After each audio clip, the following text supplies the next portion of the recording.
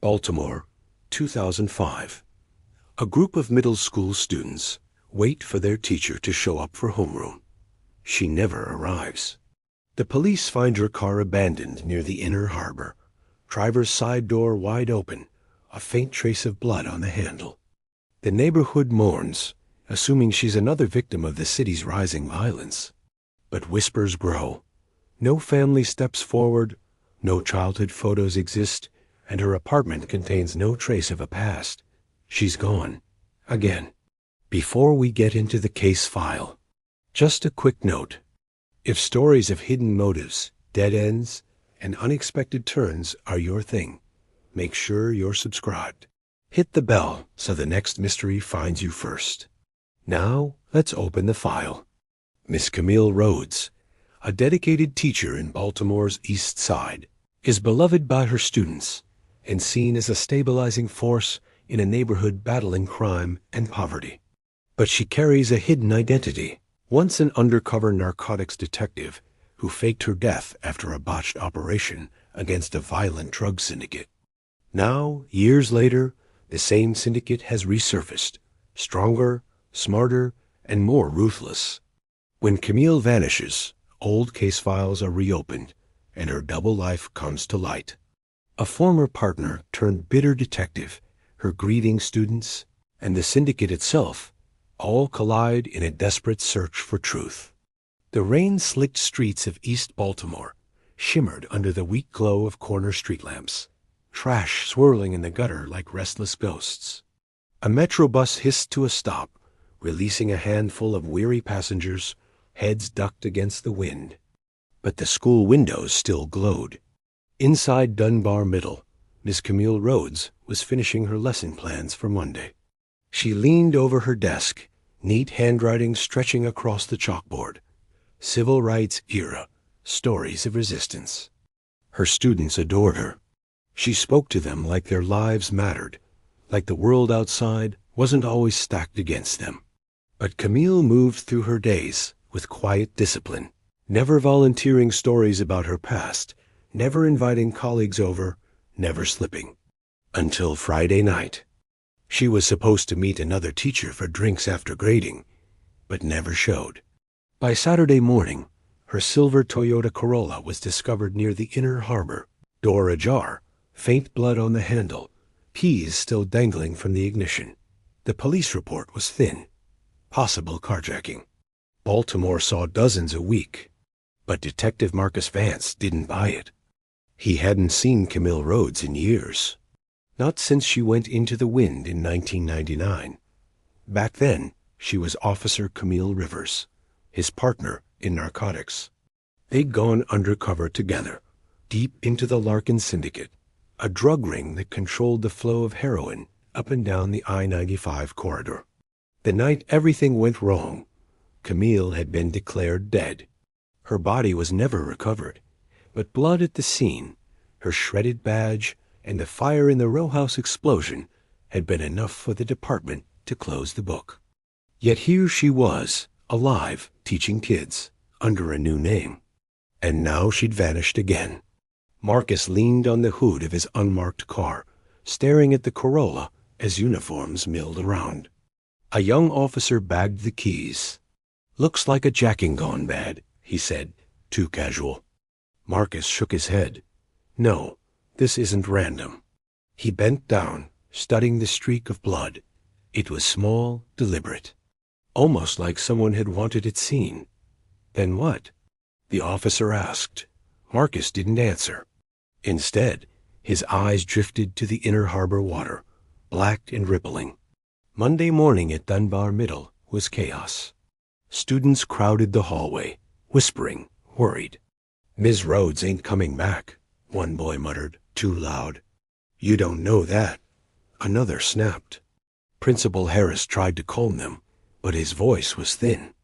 "We'll be bringing in substitutes until Ms. Rhodes returns," he announced, though his face betrayed doubt.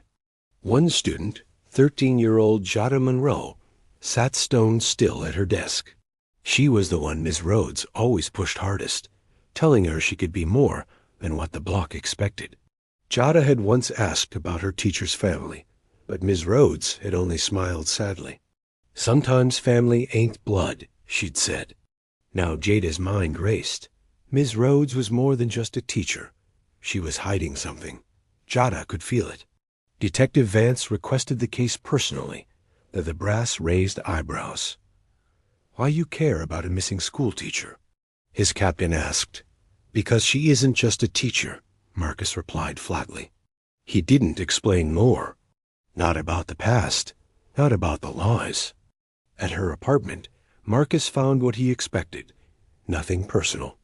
No family photos, no letters, no past. Just neat stacks of books, lesson plans, and a small locked box in the closet. He pried it open. Inside was a faded Polaroid.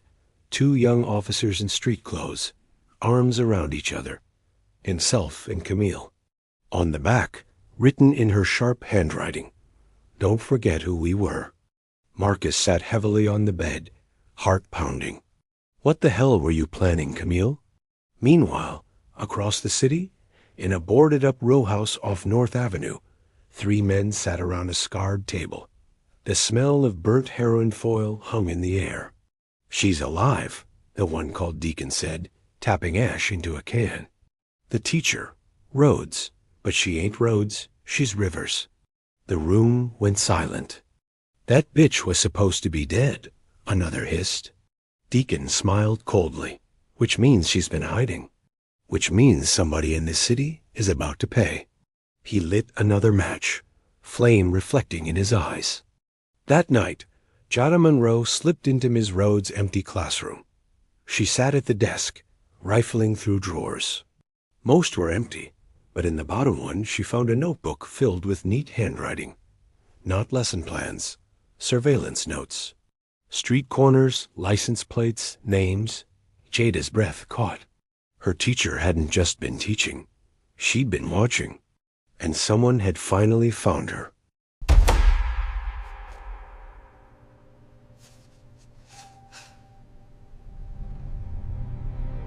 The first thing Camille registered was the smell bleach and old cigarette smoke looping, like a knot through a small basement room. A single bulb hummed, dangling from a frayed cord. The chair she sat in had metal arms, cold under her skin. Her wrists weren't bound. Whoever brought her here knew she wasn't trying to run.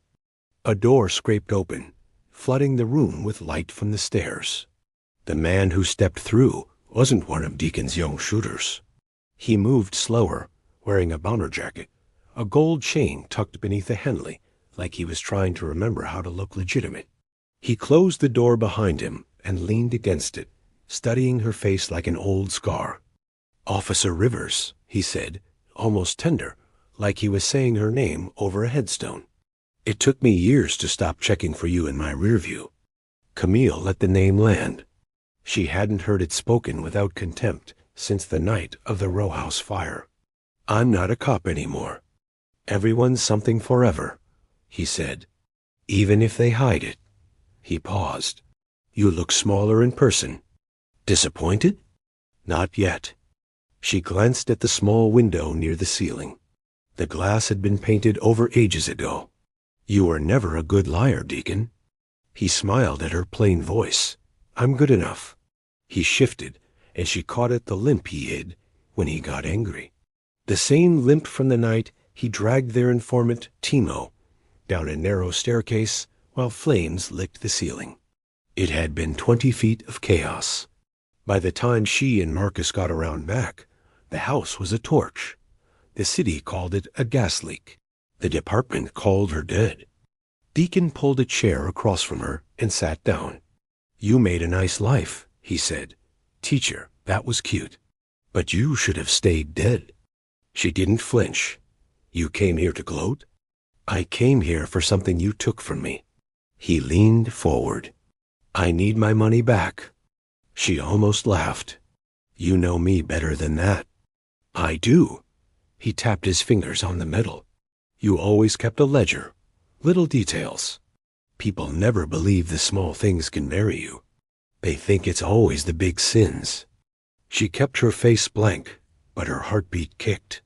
He was right. She had a ledger, of sorts, hard drives and microcassettes, snatches from long nights in cars and corners, names next to dates, payments next to initials. Insurance from a life that ended in flame. She hadn't opened the box in years. But when her students started repeating new names at lunch, when a white panel van began idling outside the school and didn't belong to the food bank, when a kid she'd never seen offered her a free phone for emergencies, she started writing again. He watched her. You were always 2 steps ahead. I figure you got something now, not just on me. He tilted his head. What's his name these days? The captain who pushed you into that house too early. The one you trusted. She let the silence answer. Right, he said softly. Him. A click sounded behind the door upstairs. Deacon's eyes flicked up. Don't go anywhere. He stood, feet heavy, and climbed. The lock slid back into place. Camille exhaled, slow. Her hands were steady. Deacon thought he had her. He thought he pulled her out of her life like a bad tooth. He didn't know she'd left her car by the harbor with the door open and a smear of her own blood for effect. He didn't know about the text she'd sent from a burner to one of 3 people she still trusted. Stop looking where they expect. Meet me where you once prayed to get out. He didn't know which of the 3 would come. She didn't either. But she had put her faith in patterns. Patterns of trust. Patterns of guilt. Down the block, a streetlight buzzed. Under its cone stood Jada Monroe in an oversized hoodie, hood up, backpack zipped tight. The note she found in Ms. Rhodes' bottom drawer sat in her pocket, the corners soft from being unfolded and refolded all weekend. She had memorized the angles of her teacher's handwriting until the loops swam in her sleep. If something happens, go to the old church on Biddle. Don't call.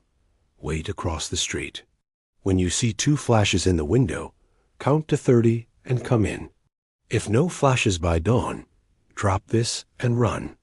It had taken Jada 3 buses and a lie to her mama about a sleepover.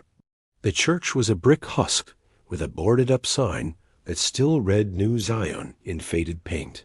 A liquor store blinked across the way, its neon open flicker fighting the dark.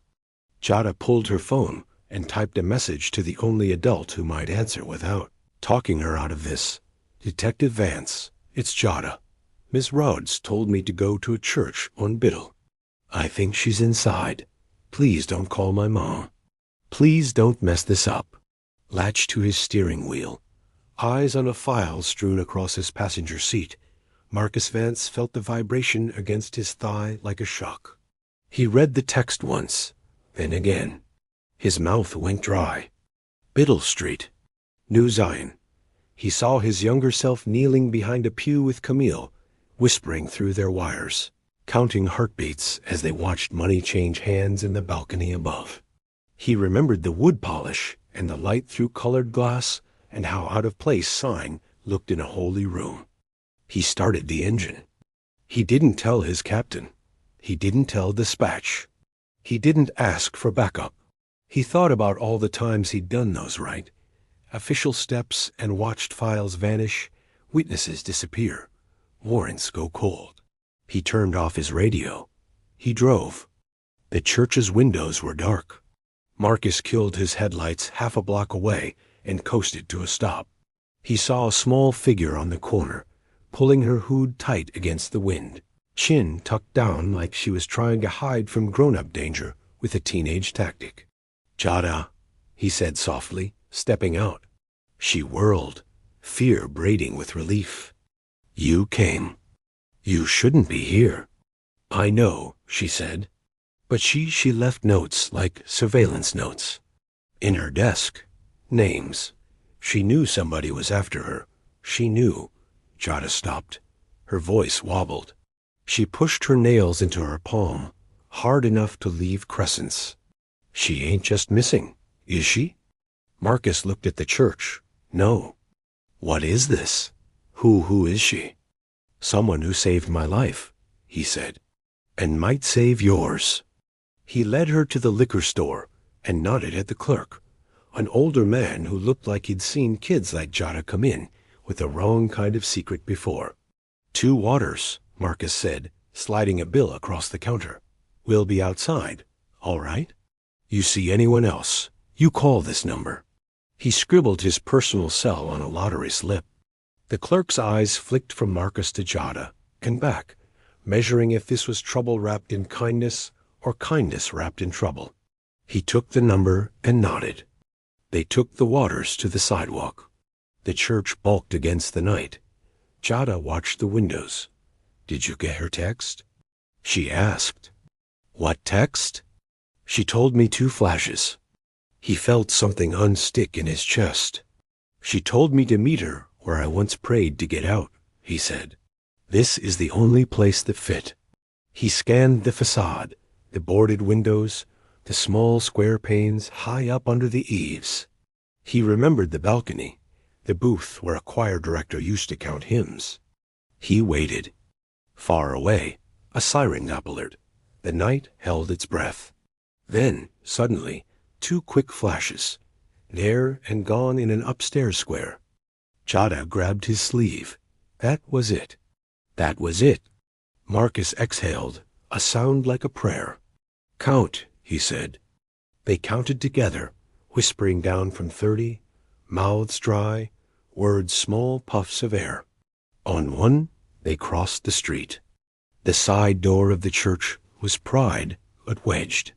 Marcus shouldered it once, and it gave wood fibers snapping. He stepped through first, Jada on his back like a shadow. Dust rose up in a soft roar, like the building itself had been holding it in. Stay behind me, he said, moving down a narrow corridor. He remembered this path. He remembered the baptismal font, the wall with framed photos of pastors, the long hallway that led to the stairs. At the bottom of the staircase, he stopped. A string was stretched across 2 nails, just above ankle height. He held out a hand, and Jada stopped before she could trip it. Trap, he whispered. For what? Noise. He lifted it over and motioned her through. They climbed. At the top, a slice of light fell across the floor from a door left ajar. Marcus slid to the side and pushed it gently with his knuckles. Camille sat in the far corner of the old choir room, hair tied back, eyes sharp. A small flashlight lay on the floor, lens turned toward the window. A first aid kit sat open, bandages splayed like petals. You took your time, she said. Marcus didn't answer. He crossed the room and pulled her into a hug so fast it startled them both. Don't do that again, he said into her shoulder.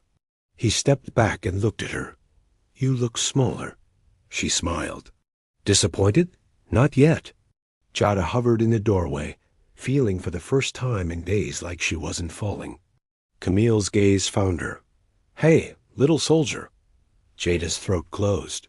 You just left. I didn't leave you, Camille said evenly. I left the people who wanted to hurt me in a place where I could see who came after me. That's not. Jada swiped at her cheek. You don't get to say that like you didn't make me feel crazy. I'm sorry, Camille said. The apology was bare, not dressed up. I'm sorry you had to carry it alone for a minute. But you're here, and I needed you to be stubborn enough to come. Why me? Because the adults around me either work with the men who want me dead, she said, or they answer to them without knowing it. Marcus felt heat rise under his collar. Say it. She met his eyes. It wasn't you. He let breath go. He didn't know he'd been holding. It was your captain, she said. Back then and now.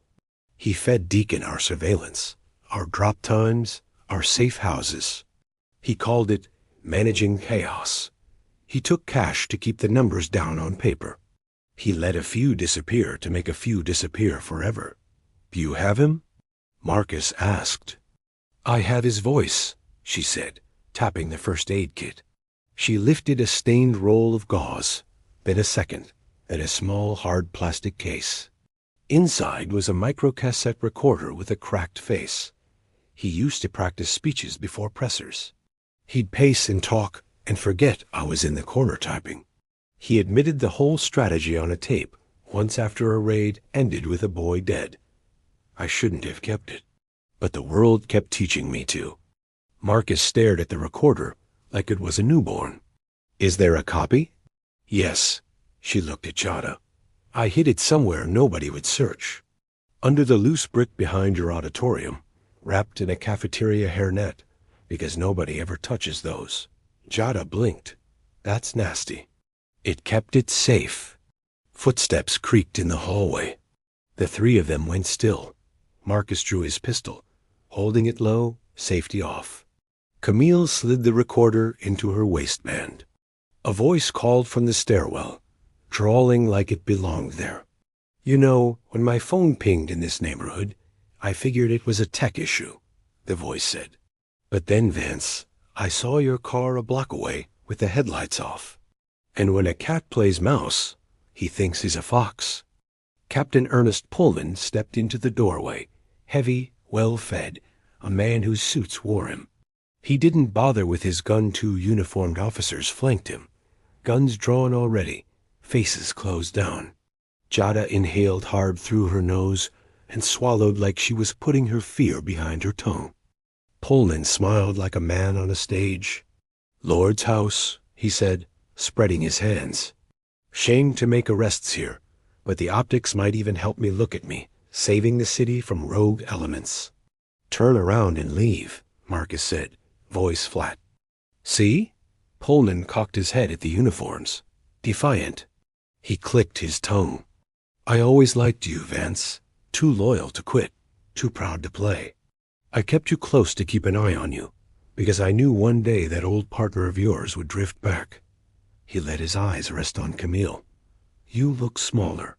Disappointed? She said. He chuckled. Let's not pretend you faked your death out of bravery. You ran because you couldn't handle the job. You left your partner to take the heat. And now you're hiding behind a child. Chada stepped forward before anyone could stop her. Say that again, she said, voice shaking from both terror and rage. Say she's hiding behind me. Pullman's eyes flickered, surprised. What's your name? Chada. Chada, he repeated, turning it over like a pocket knife. You should go home. You don't know these people. I know enough, she said. I know men like you call it managing chaos when it's us who die. Pullman's jaw stiffened. He looked at his uniforms and jerked his chin. Cuff them. Marcus lifted his gun an inch. Don't, he said to the officers, almost gentle. Look at me. I'm asking you to think. How many times have you gone home with a knot in your gut and told yourself the paperwork was just paperwork? You know what you're doing right now. Their eyes flicked to Pullman. The one on his left had a scar under his right eye and looked no older than 25. The other kept his gaze on a spot above Marcus's shoulder, like he could aim at air. Pullman exhaled through his nose. You boys want me to tell you a story? He said, his voice deepening into that press-ready rhythm. Once, a captain took a city that was eating itself and taught it to starve slow. He trimmed the fat. He made the books clean. Sometimes that meant he had to make a mess off the ledger. But the city slept better. Chada looked at Camille, a question in her eyes. Camille nodded once, Tiny. Chada reached into her hoodie pocket and pulled out her phone. She had opened the camera when she texted Marcus. Now, with her thumb, she pressed the red circle and pointed the lens not like a kid, but like a witness. Pullman waved a hand at her, annoyed. Put that away, he said. No, Chada said. Keep talking. He did. He couldn't help it. He liked the sound of his own conclusions. Men who tell stories about saving things think the story itself is holy. He stepped into the room, and the circle tightened. Marcus, Camille, Chada, 2 uniforms, a captain. The preacher was coming. They could feel it in the shift of the floorboards. Then the second set of footsteps hit the stairs below, heavy, uneven. Deacon appeared behind Pullman, and for a split second, The two men regarded each other like two predators sniffing the same blood. "Traffic jam?" Deacon said, eyes sliding past the captain to Camille. He smiled small. "We all came to pray?" Pullman didn't look at him. "This is a police matter." Deacon lifted his shoulders. "The police matter to me all the time." He looked at the two uniforms. "Y'all should go get coffee." He didn't raise his voice, but something in it pressed on the room. Marcus saw the hesitation bloom in the younger officer's face. He saw the crack, a small human crack. He used it. "You," he said, speaking to the younger one, not naming him to keep him anonymous. "Take her." He nodded at Jada. "Out the way we came. Don't stop for anybody. If a supervisor tells you to stop, you keep walking."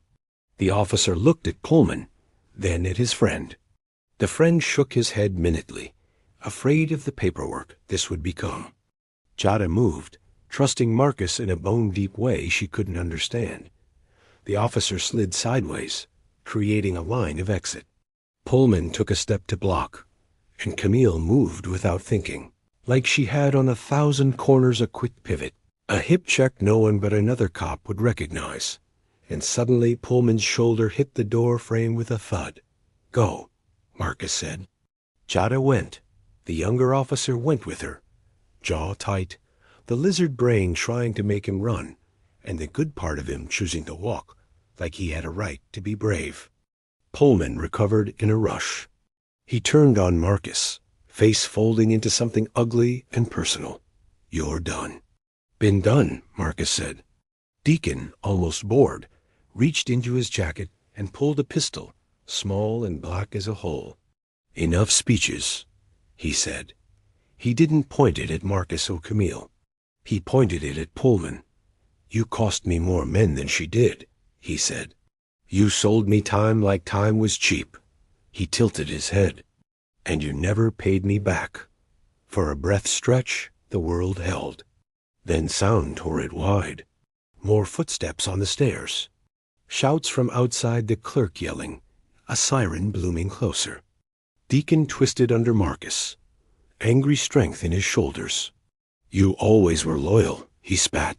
He rolled, snaked a hand up, and grabbed a fistful of Marcus's coat.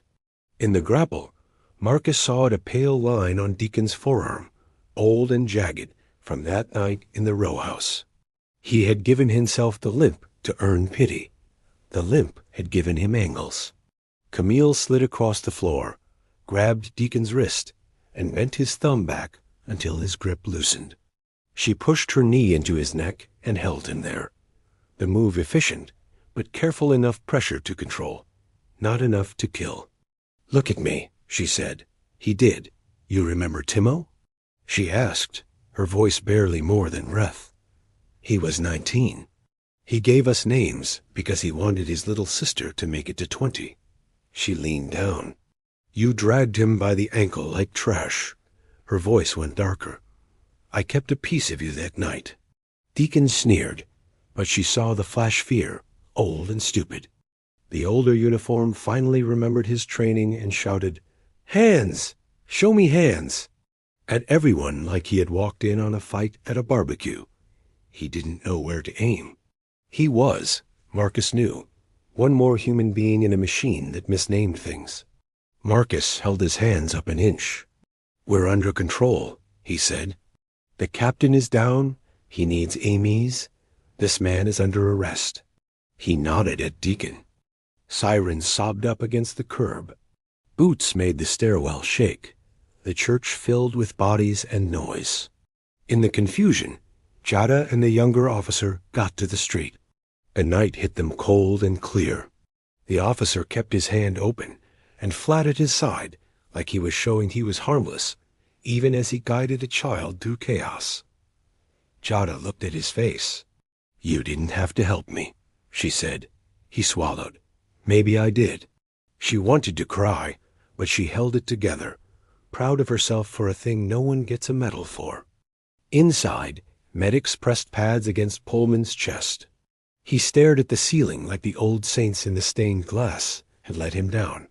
He tried to speak, to blame. it came out as air. Out of the corner of her eye, Camille saw a man standing at the bottom of the stairs, not moving with the rush, slack against the banister like a shadow. He had the posture of somebody who had worn expensive fear well back straight, jaw set. She recognized him from the ledger she'd started keeping again, from the corners where the kids' whispers had led her. He stepped up, slow, eyes on her. "Long time," he said. His voice was a rasp dragged across the city's belly. Jada's breath snagged when she saw him. Everyone else became TV static sirens, medics, cops. Only his face was in focus. "Mom?" she whispered, and for a horrible heartbeat, she didn't know why she said that word. The man tilted his head, smile crooked. "That woman who raised you never told you, huh?" he said. "Always did like keeping the good parts of the story." He lifted his chin toward Camille. "You did too, Rivers." Marcus's eyes flicked from him to Jada. "Deacon," he said. "Don't." Deacon's smile faltered. The part of him that enjoyed hurting people wanted the moment. The part of him that understood the ground already shifting under his feet, Coleman bleeding. Uniforms looking at each other, like the script had taken a turn wanted leverage. He took the leverage. "I'm your father," he said to Jada, savoring it like sugar. Jada felt something in her body push off a cliff and keep falling. She tasted iron. Her hands went numb. "No," she said, but the word didn't sound like a denial. It sounded like a plea. Camille moved to her before anyone else could. "Listen to me," she said softly. "You don't owe Blood anything. You don't owe your pain to his mouth. You hear me?" Jada stared at her teacher. "You knew?" "No." Camille's eyes were honest. "I suspected. The way he looked at you in the hall, once when he came to deliver flyers for some fake nonprofit. That look men like him get when they recognize a mirror." Jada hugged herself. "I hate him." "You don't have to love him," Camille said. "You just have to survive him." The medics carried Pullman out. His eyes found Marcus's and filled with a wordless fury, not because he was dying, but because he was losing his narrative. Marcus watched him go and felt almost nothing. In the days that followed, the city moved like a body coming out of anesthesia. News trucks staked corners. The tape from the microcassette Camille's copy pulled from the hairnet-wrapped packet behind the auditorium. Brick played on evening broadcasts with clean lower thirds. Capped, Ernest Pullman heard on tape discussing off-book tactics. He called it management. A state's attorney called it conspiracy. Officers who had thought they were just following orders sat at kitchen tables and looked at their hands. They arrested Deacon in a quiet, almost anticlimactic dawn. He didn't run. He sat on his stoop like he had paid for it, and when Marcus cuffed him, he leaned back and said to Jada, who came because she asked, and someone said yes, "You'll miss me when I'm gone." Jada stared at him, and for the first time she looked at the man like he was no mystery at all. "No," she said. "I'll miss the lie being over." He squinted, and something in him wilted. Camille testified in a packed courtroom where the air hummed like summer. She stood straight and called herself by both names, Rivers and Rhodes. She didn't apologize for either. She described nights in unmarked cars and mornings in classrooms. She described the ledger not like a gotcha, but like a crowded page of a Bible, where people's names mattered because someone loved them enough to write them down. Pullman tried to own the moments even then. He wore a suit that cost 3 teachers' salaries, and a look like this was all beneath him. When they played his voice, he watched the jury like he was still the one holding the clicker. He couldn't stop himself from nodding along to his chosen words. He had never heard how ugly they sounded out of his own mouth. The jury did. Before the verdict came down, before the cameras and the editorials and the op-ed wars, something smaller happened. The day after the arraignments, Jada went to school, because what else do you do? The hallways felt normal and not at all. Kids pointed at her and stopped, pointing fast. A teacher asked if she needed to go to the counselor. Jada nodded, then didn't go. She went instead to room 212. Ms. Rhodes's classroom was quiet. Dust motes rolled in the slice of sun. The lesson on the board from a week ago still reads Civil Rights Era, Stories of Resistance. Underneath, in different handwriting, someone had added, Present Day. Who tells the story? Jada stood in front of the board. She uncapped a marker and added a line. We do. She drew the letters slow so they would hold. She pulled open the bottom drawer of the desk where she first found the notebook. It was empty now, of course. She put something in it instead, a folded paper with her mother's grocery list on one side and, on the other, in Jada's big, uneven writing, a sentence. Sometimes family ain't blood. She left it like an offering. A week later, on a bench near the water at the harbor, 3 people sat and watched gulls dive for greasy luck. Marcus wore a jacket that needed mending. He hadn't had time. Camille wore a sweater she'd bought from a churchyard sale. Jada wore the hoodie with the stain on the pocket that she decided to keep because it meant something now. Witness protection? Marcus asked, eyes on the water. They offered, Camille said, but I can't leave. Not like that. I can disappear on my own terms or not at all. You could come back to teach, Jada said, quiet. Maybe not at your school, Camille said. Not at first. The city likes to pretend it forgets. But I'll be somewhere. She bumped Jada's shoulder gently. You going to be mad if I teach 8th graders their verbs on the west side instead of you? I'll be mad if you don't show up anywhere, Jada said. But I'll find you. You don't hide that well, Camille smiled. Don't let that rumor spread. A kid on a skateboard rolled past and almost clipped Marcus's knee. The kid glanced back, mouthed sorry, and kept going, the wheels clicking like a small engine.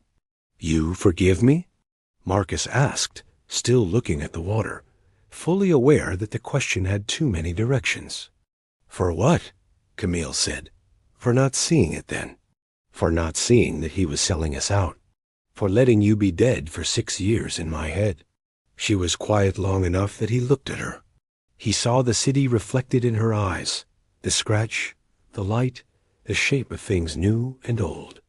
I was dead, she said softly, because it was the only way to stay alive. You couldn't save me from that math, Marcus. She lifted a shoulder. You saved me from the part of myself that would have made me stay. You didn't know you did that, but you did. He nodded. I'll take it. Jada watched them, something like peace crawling across her shoulders for the first time since Friday night. The man who said he was her father would stand in front of a judge soon and try to act like he owned a thing he'd never earned. Her mother cried that first day and then apologized for all the secrets. And Jada had said it was okay. It wasn't, but it would be. You still got that notebook? Jada asked Camille. I do. You gonna keep writing? Always, Camille said. Okay, Jada said. 'Cause I got some names too. They sat until the light turned the water into foil and the breeze cut sharper. They stood and walked, not in slow motion, not framed like a final shot in a movie, but like people who had to get to the bus stop before the next one skipped, like people who still had to pick up milk, return calls, pay parking tickets, answer emails that read per my last message. The city didn't pause for their closing credits. It absorbed them and kept moving. At Dunbar Middle, a new teacher stood in front of room 212 a month later, trying to remember how to pronounce names with care. On the board she wrote, Civil Rights Era, Stories of Resistance. She underlined stories. She turned. Who wants to start? Jada raised her hand. She didn't wait to be called on.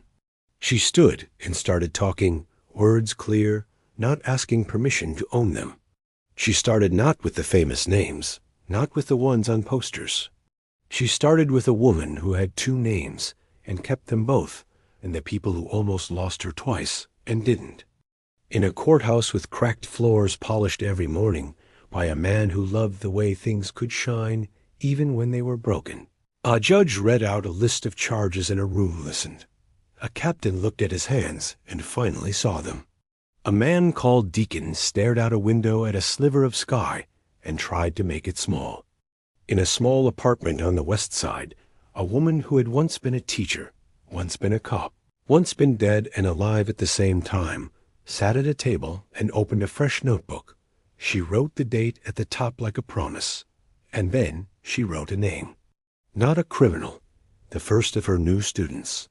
She wrote it carefully, spelled it right, said it out loud to hear how it felt in her mouth. She smiled to herself and went on to the next name, and the next. Marcus stopped by that night with takeout and a stack of forms she'd have to sign if she wanted to work inside the system again. She rolled her eyes and signed them anyway. He washed 2 bowls in a sink with a dent near the drain, and they ate, and the city breathed around them like a big animal that could still be kind on good days. Before bed, Camille tucked the recorder back into the box with the other artifacts of her lives badges dead and alive.